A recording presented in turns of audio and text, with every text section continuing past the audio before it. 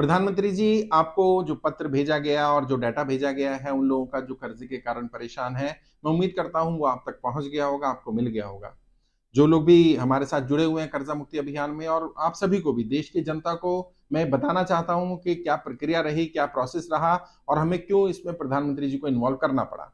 हम लोग जुलाई 2022 से कर्ज़ा मुक्ति अभियान चला रहे हैं पूरे देश में और लाखों लोग हमारे साथ जुड़े हुए हैं और जैसे-जैसे दिन बीतते जा रहे हैं, लोग बहुत परेशान हैं, अपनी परेशानी बता रहे हैं। हमने वित्त मंत्री जी को 7 बार डेलीगेशन भेजने के लिए रिक्वेस्ट किया कि डेलीगेशन से मिल लिया जाए, 7 बार पत्र लिखा उनको। उनको बोला कि अगर आप हमसे नहीं भी मिलना चाहते हैं तो कोई बात नहीं, जो लोग कर्ज़े के कारण परेशान हैं उनकी मदद की जाए। आपकी तरफ से कम कम इतना तो कर दिया जाए कि एक 24x7 हेल्पलाइन नंबर जारी कर दिया जाए कि उन्हें जो बैंक वाले, एनबीएफसी वाले, रिकवरी एजेंट परेशान करें, वो परेशान ना करें और यदि किसी को समस्या आए तो सरकार समाधान कर सके, सरकार से डायरेक्ट संवाद कर सके। ना तो ऐसा कोई हेल्पलाइन नंबर जारी किया गया, ना ही अपील की गई व्यापारियों से कि जो कर्ज़े के कारण परेशान हैं, वो सुसाइड ना करें, कोई गलत कदम ना उठाएँ और बार-बार हमारे कहने के बाद भी, लेटर जाने के बाद भी जब वित्त मंत्रालय ने संज्ञान नहीं लिया, तो हमने तय किया कि 27 तारीख को, 27 फरवरी 2023 को हमने तय किया कि अब हम प्रधानमंत्री जी से बताएँगे इसके बारे में और प्रधानमंत्री जी से आह्वान करेंगे कि वो हमें बताएँ कि हमें क्या करना चाहिए। हम हर महीने की फर्स्ट वीक में कोशिश करते हैं कि जो डाटा हमारे पास आया, पिछले महीने का, जैसे जो 28 फरवरी तक डाटा आया, वो हमें 7 तारीख तक भेज देना होता है वित्त मंत्रालय को। लेकिन हमने उस पत्र में लिख दिया था कि अगर वित्त मंत्री की तरफ से कोई जवाब नहीं आता है या कोई संज्ञान नहीं लिया जाता है, तो अब हम वित्त मंत्री जी से संवाद ना करके डायरेक्ट प्रधानमंत्री जी से संवाद करेंगे। तो 27 तारीख को जो लेटर भेजा गया था, उसका भी जवाब नहीं आया। आज 10 तारीख हो चुकी है, तो हमने तय किया कि आज 10 तारीख को प्रधानमंत्री जी को इसमें इन्वॉल्व किया जाए और डायरेक्ट उनसे संवाद किया जाए। तो एक लेटर भेजा जा रहा है, जो हमारी वित्त समिति के अध्यक्ष हैं सुरभि श्रीवास्तव भारती जी, जो सीए हैं और वो ऑलरेडी इस मिशन को पूरे इंडिया में लीड भी कर रही हैं, कर्जा मुक्ति अभियान में मदद भी कर रही हैं, गाइड भी कर रही हैं लोगों को और वित्त मंत्री से भी बात कर रही थी और प्रधानमंत्री जी को लेटर भेजा गया। वो लेटर में क्या है मैं वो भी बता देता हूँ, उसकी रिसीविंग भी मैं अपने पेज पर डाल दूंगा। लेटर है, ये 2 पेज का लेटर है, इसमें लिखा है, माननीय प्रधानमंत्री जी, भारत सरकार, विषय कर्जे के कारण परेशान जनता को बस आपसे ही उम्मीद है। अभी भी हम ये मानकर चल रहे हैं कि प्रधानमंत्री जी मदद करेंगे, उनसे उम्मीद है। प्रधानमंत्री जी, जैसा कि मैंने आपको पिछले पत्र में वित्त मंत्रालय को जनता की इस गंभीर समस्या के विषय पर भेजे अपने सभी पत्रों की एक कॉपी भेजी थी। ये कॉपी है, अगर आप देखना चाहें तो ये वो सारे लेटर हैं जो हमने वित्त मंत्रालय को भेजे थे, उनकी कॉपी के बारे में इसमें ज़िक्र किया जा रहा है। अभी तक मेरे पास ना तो आपके कार्यालय से उस पत्र का कोई जवाब आया और ना ही वित्त मंत्री जी ने अभी तक कोई जवाब भेजा है। मैं एक बार फिर बहुत उम्मीद के साथ यह पत्र भेज रही हूँ तथा साथ ही अभी तक मेरे साथ इस अभियान में जुड़े लोगों की संक्षिप्त जानकारी भेज रही हूँ ताकि आप इस विषय की गंभीरता को समझ पाएँ। तो एक नया पत्र लिखा जा रहा है और जो जितने लोग भी हमारे साथ जुड़े हैं, उन सबकी जानकारी भेजी जा रही है। अगर आप ये देखें, राहुल जी से मैं कहूँ, राहुल जी थोड़ा दिखा पाएँ? ये फाइल है, देखिए फाइल नंबर 1 है जिसमें 1 नंबर से लेकर के 12,044 लोगों का डाटा है। ऐसे अगर मैं राहुल जी को कहूँ तो ये राहुल जी यहाँ फाइल दिखा पाएंगे। ये फाइल नंबर 2 है जिसमें 12,045 से लेकर के 23,990 का डाटा है। ऐसे फाइल नंबर 3 है, file number 4, file number 5, file number 6, file number 7, file number 8, file number 9, ये फाइल नंबर 10 है, फाइल नंबर 11 है, file number 12, file number 13, file number 14, file number 15। अगर आप देखेंगे तो एक एक में लगभग 500-500 पेजेस हैं इस तरह से। लास्ट अगर मैं बात करूं तो 1,95,239 1,95,239 लोगों का डाटा प्रधानमंत्री जी को भेजा जा रहा है जो कर्जे के कारण परेशान है और जो चाहते हैं कि सरकार उनकी मदद करे। इस लेटर में बताया जा रहा है। लेटर के साथ ही सारा फाइल ने सारा डाटा जाने वाला है वित्त मंत्रालय, प्रधानमंत्री कार्यालय। अभी तक पहुंच गया होगा क्योंकि जब मैं वीडियो शूट कर रहा हूं उसके बाद ये डाटा जा चुका है, तो अभी तक पहुंच गया होगा वहां तक। और प्रधानमंत्री जी या प्रधानमंत्री कार्यालय के लोग या वित्त मंत्रालय के जो अधिकारी हैं वो भी मुझे सुनते हैं, फॉलो करते हैं, मुझे बताया गया है, तो उन्हें पता चल ही गया होगा, डाटा पहुंच चुका होगा उनके पास। आगे लिखा है पत्र में, हर दिन हजारों लोग हमसे संपर्क कर रहे हैं और वे बस यही चाहते हैं कि सरकार किसी भी तरह उन्हें थोड़ी राहत दे दे। जो लोग नोटबंदी के बाद बेरोजगार हुए हैं, जिनका व्यापार जीएसटी के बाद बर्बाद हुआ है या जो लॉकडाउन के कारण कर्जा नहीं चुका पा रहे हैं, उन्हें आपकी मदद की तुरंत आवश्यकता है। और प्रधानमंत्री जी, यकीन मानिए तुरंत आवश्यकता है, क्योंकि जितना हम डिले करेंगे, बहुत सारे लोगों की जान इस समय खतरे में है।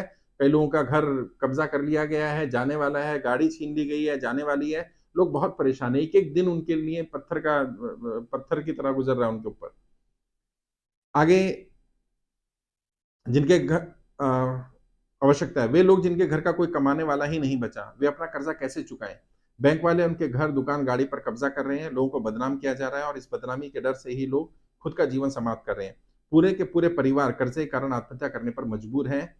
आप चाहेंगे तो मैं इन लाखों लोगों में से 1000-2000 लोगों को दिल्ली बुलाकर आपके अधिकारियों से मिलवा देती हूँ। यदि प्रधानमंत्री जी चाहें या कोई अधिकारी चाहे, तो इनमें से जो हमारे साथ लोग जुड़े हैं, इनमें से 1000-2000 या जितने भी वो कहें, उतने लोगों को मिलवा देते हैं ताकि उन्हें भी पता चल जाए कि हाँ, लोग एक्चुअल में परेशान हैं या लोग अपनी समस्या बता पाएँ। क्योंकि हर लोकसभा से हम लोग ऐसे लोगों को ढूँढ रहे हैं, जो वहाँ का प्रतिनिधित्व कर पाएँ, वहाँ आकर के वित्त मंत्रालय जाना पड़े या प्रधानमंत्री कार्यालय जाना पड़े, तो आ जाएँगे। जब आप बुलाएँगे तब बुला लेंगे हम लोग। हर लोकसभा से 10-10 तो बुला ही लेंगे। अगर आप कहेंगे ज़्यादा चाहिए, तो ज़्यादा भी बुला लेंगे। 1000-2000 लोगों को दिल्ली बुलाकर आपके अधिकारियों से मिलवा देती हूँ, ताकि आपके अधिकारियों को वास्तव में पता चल सके स्थिति कितनी गंभीर है। मैं आपसे निवेदन करती हूँ कि आप कर्जे की दलदल में फंसे लोगों को आत्महत्या करने से बचा लीजिए। आपका एक आश्वासन इन लोगों के जीवन दान दे सकता है। यकीन मानिए प्रधानमंत्री जी, सिर्फ एक आश्वासन, आप एक बार लाइव आ जाइए। आप तो रोज आते हैं, बहुत बार आते हैं। आप सिर्फ एक बार लाइव आ जाइए और ये बोल दीजिए कि कर्जे के कारण कोई व्यक्ति आत्महत्या ना करे। बस इतनी विनती है मेरी आपसे। आपके ये शब्द यकीन मानिए ना जाने कितने लोगों का जीवन बचा लेंगे। और ये लोग ज्यादातर लोग आपके समर्थक हैं। ये लोग व्यापारी वर्ग हैं ज्यादातर लोग, या वो लोग हैं जो आपके समर्थक रहे हैं। इनसे अगर आप बात करेंगे, आपके अधिकारी बात करें, वो लोग बताएंगे कि वो भाजपा के समर्थक रहे हैं, वो नरेंद्र मोदी जी के समर्थक रहे हैं। उन्होंने हमेशा नरेंद्र मोदी जी का साथ दिया। आज उन्हें आपके साथ की जरूरत है। इतना तो आप कर ही सकते हैं ना कि लाइव आकर के सिर्फ इतना बोल दें, टीवी पर आए कि भाई जैसे आपने नोटबंदी को अनाउंस किया, जैसे आपने लॉकडाउन को अनाउंस किया, ऐसे आप आकर के बोल दीजिए कि भाई आज के बाद कोई भी व्यक्ति कर्जे के कारण सुसाइड नहीं करेगा। और यदि कोई करता है तो जो बैंक वाला या जो एनबीएफसी वाला या जिससे भी कर्जा लिया है उसके ऊपर केस होगा। वो परेशान कर रहा है, आत्महत्या कोई ना करे व्यक्ति। बस इतना बोल देंगे तो बहुत मदद हो जाएगी। आश्वासन लोगों का जीवन दान दे सकता है। आप बस इतना करें कि या तो आप स्वयं एक वक्तव्य जारी कर दें, या देश में कोई जारी कर दें कि देश में कोई भी व्यक्ति कर्जा नहीं चुका पाने के कारण आत्महत्या ना करे। और यदि आप नहीं करना चाहते हैं, तो वित्त मंत्री जी से ऐसा वो कोई वक्तव्य जारी करा दें। अगर आपको फिर भी लग रहा है कि आप नहीं कर सकते, आप वैसे भी प्रधानमंत्री हैं, बड़े हैं, इतनी छोटी बात पर आप बोलें तो अच्छा नहीं है, तो कोई बात नहीं। आप वित्त मंत्री जी को बोलिए, वो अनाउंस कर दें, आपका कोई अधिकारी अनाउंस कर दे, ताकि कम से कम ये तो पता चले कर्जे के कारण कोई व्यक्ति आत्महत्या ना करे। ये मैसेज जाना चाहिए, बहुत स्ट्रांग मैसेज जाना चाहिए सरकार की तरफ से। दूसरा, ऐसे सभी लोग जो किसी भी कारण अपना कर्जा नहीं चुका पा रहे हैं, उनके लिए हेल्पलाइन नंबर जारी किया जाए, ताकि वे वहां अपनी समस्या बता सके और उन्हें उचित समाधान मिल सके। जिन लोगों का कर्जा माफ करके उन्हें राहत दी जा सकती है, उनका कर्जा माफ करने की प्रक्रिया शुरू करें। और जिनका कर्जा माफ करना संभव ना हो, उन्हें कम से कम 2 वर्ष का समय दिलवाएं, ताकि वे लोग अपनी आर्थिक स्थिति ठीक कर सकें और अपना कर्जा स्वयं चुका सकें। जो हमारी मांग शुरू से ही है, भाई आप जिनका कर्जा माफ कर दो तो बहुत अच्छी बात है। अगर फिर भी आपको लग नहीं कर सकते तो कोई बात नहीं, 2 साल का समय दे दो। 2 साल में तो कुछ भी नहीं जाना है, ना बैंक वाले कोई दिक्कत होनी है, ना आपको कोई समस्या आनी है। सिर्फ इतना बोल दो कि इनको परेशान नहीं करना है। 2 साल तक इनका कोई इंटरेस्ट नहीं लगेगा, पेनल्टी नहीं लगेगी, सरचार्ज नहीं लगेगा, ईएमआई नहीं पे कर सकते, 2 साल का समय दे दिया जाए। बस इतना कर देंगे तो भी बहुत लोगों को राहत मिल जाएगी। आगे, जिनका कर्जा माफ नहीं हो सकता, उन्हें 2 वर्ष का समय दिलवाएं। वे लोग अपनी आर्थिक स्थिति ठीक कर सकते हैं तथा अपना कर्जा स्वयं चुका लेंगे। जिनके परिवार का कमाने वाला व्यक्ति ही दुनिया में नहीं रहा, या जिनके पास कमाई का कोई साधन नहीं रहा, उनका घर, गाड़ी, दफ्तर या ना छीना जाए, सरकार उनके अनाथ बच्चों की मदद करे। भाई अब व्यक्ति तो रहा नहीं देखिए, और उनके बच्चों के सर से पिता का साया भी चला गया। अब हम छत भी छीन लें, गाड़ी भी छीन लें। अब गाड़ी ही छीन लेंगे तो बच्चे जो थोड़ा बहुत कमा करके कर्जा चुका सकते थे, वो कैसे चुकाएंगे? घर ही चला जाएगा तो बच्चे रहेंगे कहाँ? कई जगह तो छोटे छोटे बच्चे हैं और कमाई का कोई साधन नहीं है, माता जी कुछ करती नहीं है उनके बच्चों की, उनका कोई सोर्स ऑफ इनकम नहीं है। जैसे तैसे वो अपना गुजारा कर रहे हैं, वो ईएमआई कहाँ से पे करें? और उनसे घर भी छीन ले जाए, कहाँ रहेंगे वो? तो उन बच्चों को जो अनाथ हो गए, उनके सर से छत ना छीनी जाए, ऐसा प्रयास होना चाहिए। आपकी तरफ से ऐसा अनाउंसमेंट होना चाहिए। जिनके पास कमाई का कोई साधन नहीं बचा है, उनकी गाड़ी घर ना छीना जाए, सरकार उनके अनाथ बच्चों की मदद करे। जो साहूकार, एनबीएफसी वाले, प्राइवेट लोग ऑनलाइन एप्लीकेशन 5, 10, 15, 20% तक का मासिक ब्याज वसूल रहे हैं, उन पर तुरंत प्रभाव से रोक लगे। अभी गुजरात सरकार ने इस तरह की लूट को बंद करने के लिए एक सर्कुलर जारी किया था, जिसका बहुत ही सकारात्मक असर हुआ है। जी हाँ, बहुत बढ़िया असर हुआ है। गुजरात सरकार ने धरपकड़ करनी शुरू करी ऐसे लोगों की जो अनाप शनाप रेट ऑफ इंटरेस्ट ले रहे थे। ऐसे साहूकारों को पकड़ना शुरू किया और वहां पर बहुत पॉजिटिव रिजल्ट आया।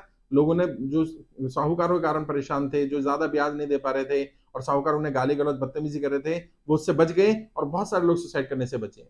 जब गुजरात सरकार ऐसा सर्कुलर ला सकती है, तो भारत सरकार क्यों नहीं ला सकती?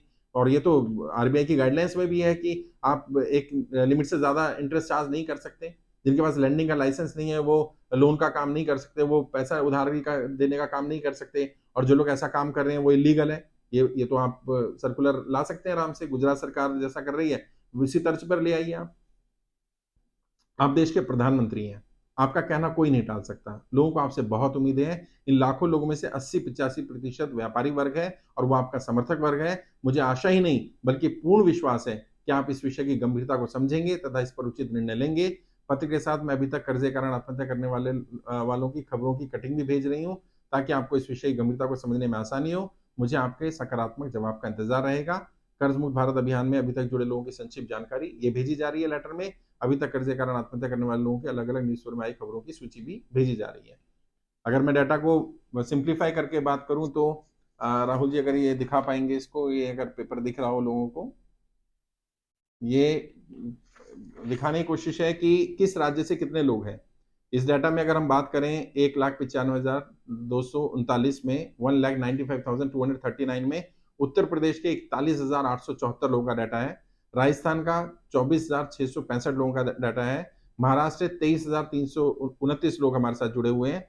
बिहार से 17,304, दिल्ली से 17,081, मध्य प्रदेश से 15,617, हरियाणा से 13,149 149, गुजरात से 8,793 8793, पंजाब से 8,320, झारखंड से 4,298, वेस्ट बंगाल से 4,025, उत्तराखंड से 3,965, छत्तीसगढ़ से 3,274, हिमाचल प्रदेश से 2,260, उड़ीसा से 1,645, कर्नाटका से 1,480, जम्मू कश्मीर से 1,021, तेलंगाना से 985, आसाम से 676, चंडीगढ़ से 400, आंध्र प्रदेश से 302, गोवा से 156, Dadra and Nagar Haveli and Daman and Diu से 129, तमिलनाडु से 128, त्रिपुरा से 83, केरला से 56, सिक्किम से 37, अरुणाचल प्रदेश 33, मेघालय 33, मणिपुर 26, अंडमान निकोबार आइलैंड 23, कुछ लोगों ने नाम नहीं दिया अपना, 19 लोग ऐसे हैं जिनका एड्रेस नहीं है, स्टेट का नाम नहीं है। नागालैंड 18, लद्दाख 17, लक्षद्वीप 8, मिजोरम 8, पुडुचेरी 2। देश का कोई राज्य, कोई यूनियन टेरिटरी ऐसा नहीं है जहां से कर्जा मुक्ति अभियान में व्यक्ति नहीं जुड़े हैं। और अभी ये संख्या इनटू कम से कम 100 होने जा रही है। यानी जिस राज्य में 2 लोग हैं वहां 200 होने वाले हैं, और जहां पर 41,874 हैं वहां पर कम से कम 4 लाख संख्या होने वाली है। तो आप समझ लीजिए 40 लाख संख्या, 41 लाख संख्या होने वाली है, इनटू 100 होने वाला है, क्योंकि 10,000 से ज्यादा लोग ऐसे हैं जो कर्जा मुक्ति अभियान में वॉलंटियर के रूप में जुड़े हुए हैं। उन्होंने अपना कर्जा मुक्ति केंद्र खोला हुआ है, वो लोगों को फॉर्म भरवा रहे हैं और जानकारी लोगों तक पहुंच रही है। जैसे जैसे लोगों तक जानकारी पहुंच रही है, लोग इसको और ज्यादा शेयर कर रहे हैं। आप सबसे भी उम्मीद करता हूं जो इसको सुन रहे हैं, इसको ज्यादा से ज्यादा शेयर करिए, ताकि सरकार के अधिकारियों तक बात पहुंच पाए, वो लोग जो कर्मचारी हैं उन तक बात पहुंच पाए। और हमारी कोई गलत मांग नहीं, हम ये कह रहे हैं जैसे बड़े बड़े उद्योगपतियों को राहत दी जा सकती है, ऐसी एक बार सरकार आम जनता को राहत दे दे। वो लोग जो कर्जे की दलदल में फंसे, नोटबंदी के बाद, लॉकडाउन के बाद, जीएसटी के बाद, जिनका व्यापार बंद हो गया, जिनकी नौकरी छूट गई, जिनके पास कमाई का कोई साधन नहीं रहा, उन्हें कम से कम सरकार राहत दे दे। और जिनका कर्जा माफ हो सकता है उनका कर्जा माफ कर दे, जिनका कर्जा माफ नहीं कर सकती सरकार, उन्हें कम से कम 2 वर्ष का समय दे दे। जो अनाप शनाप के एप्लीकेशन चल रहे हैं, जो अनाप शनाप के रेट ऑफ इंटरेस्ट ले जा रहे हैं साहूकारों के द्वारा, प्राइवेट फाइनेंसिस के द्वारा, उनको बंद किया जाए तत्काल प्रभाव से, क्योंकि वो आरबीआई की गाइडलाइंस के भी खिलाफ काम कर रहे हैं। और किसानों का कर्जा माफ होना चाहिए, क्रेडिट कार्ड किसी ने लिया उसका कर्जा माफ होना चाहिए, एनबीएफसी से लिया, साहूकार से लिया, किसी रिश्तेदार जानकार से लिया, किसी तरह का भी लोन है, अगर वो नहीं चुका पा रहा है और सरकार की गलत नीतियों के कारण नहीं चुका पा रहा है, और ये साबित हो जाता है, क्योंकि हो जाएगा बहुत आसानी से कि कब से वो कर्जा नहीं चुका पा रहा, तो सरकार को उनको राहत देनी चाहिए।